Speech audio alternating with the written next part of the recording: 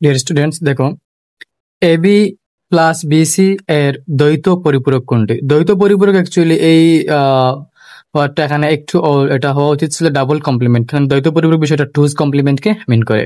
তো আমরা ধরে নিব এটা হচ্ছে ডাবল কমপ্লিমেন্ট। ডাবল কমপ্লিমেন্ট মানে হচ্ছে বুলিয়ান অ্যালজেব্রায় একটা ডিজিটের উপর ধরো এ, তাহলে এর উপর দুইটা কমপ্লিমেন্ট। ওকে, তো দেখি আমরা এখন অ্যাকচুয়ালি ডাবল কমপ্লিমেন্ট মানে কি ছিল, তাহলে দুইটা পরিপূরক থাকবে।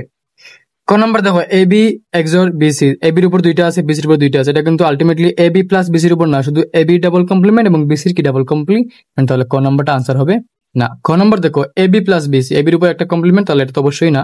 ঘ নম্বর দেখো এবির উপর একটা কমপ্লিমেন্ট, বিসির উপর একটা কমপ্লিমেন্ট, এদের উপর হোল কমপ্লিমেন্ট, তো এটাও আলটিমেটলি কি না, ডাবল কমপ্লিমেন্ট না। কেননা এই এদের পুরোটার উপর কি ডাবল কমপ্লিমেন্ট নাই। তো ঘ নম্বরটা হচ্ছে আনসার। কিভাবে দেখো এবি প্লাস বিসি একটা কমপ্লিমেন্ট, দুইটা কমপ্লিমেন্ট। ধন্যবাদ।